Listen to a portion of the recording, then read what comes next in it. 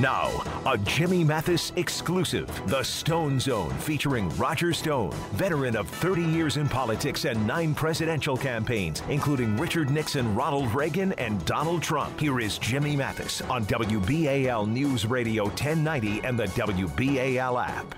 Welcome back to the Jimmy Mathis Show with you till 10 o'clock every Sunday at 9:30. Tune in for the Stone Zone with Roger Stone, former Donald Trump top advisor.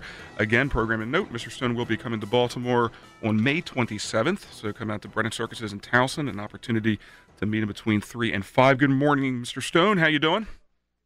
Delighted, Jimmy, delighted, and very excited about coming to Ted Agnew's hometown. Looking forward to hosting you. It'll be a good time. A lot I want to get to you with today. Let's just start out with, obviously, the conversation of the weekend. Donald Trump, 100 days in office yesterday. Sort of just your personal assessment and also your assessment of the media and the way it's been reported. I think he's had an extraordinarily successful 100 days, despite what you might read in the media. Given that he has a recalcitrant political establishment in Washington, in both the political process, the Congress, the media opposing him, he's actually made extraordinary strides, passing more legislation in the first 100 days than any president in modern history. More legislation, I think, the only president to get a Supreme Court justice confirmed in the first 100 days since 1881. Strong appointees in places like FTC, FCC, EPA, beginning to roll back some of the job-killing regulations.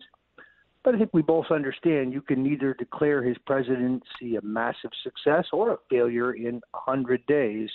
It took much longer than 100 days to get America in the trouble that it's in today. It's going to take a lot longer than 100 days to reverse that trend. On the 100-day marker of his administration, also the White House Correspondents' Dinner at the Washington Hilton yesterday, Donald Trump breaking precedent, not attending that, instead holding a rally out in Pennsylvania. Smart of him to avoid that, or do you think he should have gone? No, I think it was brilliant. It reduced the White House Correspondents' Dinner to being a nothing burger. This was normally, as you know, a kind of an elitist establishment circle jerk in which the president had to sit there while reporters insulted him, and he had to pretend like he was enjoying it. Not Donald Trump, stealing a page from Richard Nixon and also Ronald Reagan, both of whom decided to pass rather than to sit there and be abused. I think he made the event irrelevant. And as far as this MC is concerned, whose name I can't really pronounce, this guy isn't funny, which for a comedian, I guess, is kind of bad news. Right, especially when that's what you do for a living. Look, that's a tough room. Allegedly. It's a tough room to play to. You look at the bit, not only was it not funny, there definitely was a nastiness that came across. And part of the nastiness was, I think, anger from the press corps that in the past, whoever the president is, for the most part, feels like they have to go and submit to that room. And Donald Trump, true to form, said, not going to do it. And I think that angered a lot of people in that room. I've always believed, based on my own conversations with the president, that the White House Correspondents' Dinner, in which Barack Obama mocked him, and he kind of had to sit there and take it, was a seminal moment in his decision-making process to run for president. In this case, perhaps Obama, the Democrats, got what they had wished for. And perhaps they regret it. But by going to Pennsylvania, first of all, the symbolism of going to Pennsylvania, a state really where Donald Trump broke the back of the Clinton campaign because Pennsylvania was pivotal. They both had to have it to win. It's a state that Mitt Romney and John McCain lost, a state that is certainly not considered red in any way, but his inroads among working-class white Democrats in the western part of the state allowed him to break through and become president. So it was very fitting that he chose to go there. It also shows you the awesome power of the bully pulpit. The news is where the president is. Sure. The president can change things. He has enormous ability to change the narrative and change the focus, and I think the president is realizing that more and more. Talking to Roger Stone, former Donald Trump top advisor. Roger, we have a 1-week continuing resolution on the budget. I'm not sure what changes over the next 7 days, but not out of the woods on a possible government shutdown. You know what's interesting about this? Back when President Obama was at 1600 Pennsylvania Avenue, if there was a government shutdown, it would have been the fault of the Republicans. Now there's a Republican president. If there's a government shutdown, the way it's being framed and spun, it's going to be the fault of the Republicans. Was it a mistake for him to get off of this wall thing? Good politics, and what do you think the next week looks like when it comes to negotiating the budget? I think it's essential for the holding together the president's own coalition that he stick to his guns across the board, even on the budget questions. It's very interesting to see this Washington Post ABC poll recently that showed that 96% of Trump voters said they'd vote for Trump again, whereas Hillary Clinton's number had dropped to, I think it was 83, not an insignificant difference. That means if the election were held again tomorrow, despite the fact that the president's taken a beating from the mainstream media since his election, it still would have come out the exact same way. I've always believed the president only suffers not when he tries and fails, but when he stops trying. The key here is to continue to fight for the key aspects of your agenda, and your voters will never blame you for failure. They'll only blame you when you quit. Right. Let's take the travel ban. So the president has put forward a travel ban twice. You've had two federal judges exceed their authority and overrule it. He only loses on this issue if he doesn't fail to try to pass it a third time in a different way.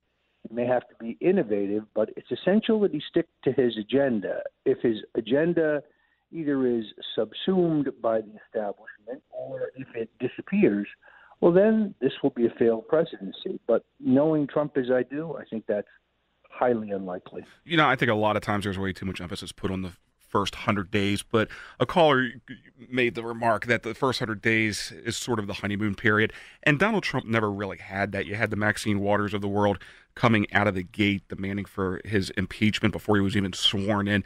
So I don't think that Donald Trump really has enjoyed that kind of honeymoon period and where you have some momentum to get things done. He never got a honeymoon, which is really kind of extraordinary. He has had to fight from day one. The resentment of his election has not been erased. The outrage of Democrats has not been erased.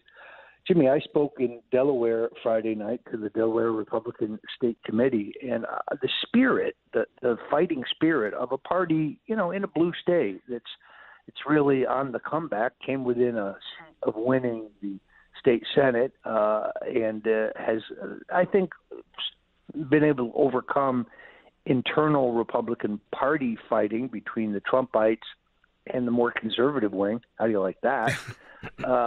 It's a very good sign. The spirit in that room was very impressive.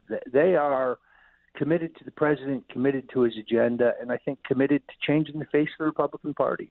And Roger, quickly before I let you go, we have Al Redmer. He's with the Maryland Insurance Administration in studio with us. He wanted to ask you one quick question before I let you go, Al. Yeah, very quickly. We were speaking earlier about the Medicaid expansion and the president's interest in repealing, replacing, whatever you want to call it, Obamacare. A lot of folks that are participating in enhanced Medicaid are those low-income, blue-collar workers that supported the president. How challenging is rolling back Medicaid going to be with that dynamic? Well, rolling back Medicaid, is perhaps a mistake in the sense that the states administer, and you know this firsthand, these programs far better than the federal government ever could. And actually, I think block grants, taking Medicaid money and giving to the states to do this, as was very successful, for example, in New Mexico, is a better way to go than an enormous federal program administered from Washington. I would look more towards providing health care for poor people, for those less fortunate, for those who have less options at the state level, is a far better way to go than Obamacare, which, as we can see, has driven most of these insurers out of the market entirely. Yep. Thank you. Roger, always a pleasure. Looking forward to having you here on the 27th. Roger Stone, former Donald Trump top advisor, also author of your new book, which you'll be signing out at Brennan Circus's. Name of it is? The Making of the President, 2016. Also, Jimmy, I must tell you, last Sunday I went to the world premiere of Get Me, Roger Stone, the new Netflix documentary, which will be out May 12th for Netflix subscribers. And it blew me away. It really blew me away. Of course, there's a few things in there I don't like, but that's to be expected when a bunch of Hollywood liberals make a documentary. On the other hand, it was a great experience, so I look forward to that as well. I'm looking forward to seeing it. And, Roger, I found it hard to believe that they've been working on that for pushing a half a decade, and a couple days ago was the first time that you saw it. Well, that was kind of what I agreed to. In other words, this is not my project. I have no control. I have no say. I have no influence on the final outcome. But I must tell you, my suits looked really, really good. You are a dapper gentleman, that is for sure. Also, website stonecoldtruth.com. Roger, we'll see you end of the month, and I always appreciate your time. Thank you. Can't wait. Many thanks, Jimmy. Appreciate it. Thanks, Roger Commissioner. Stone, tune in every Sunday at 9:30 for the Stone Zone.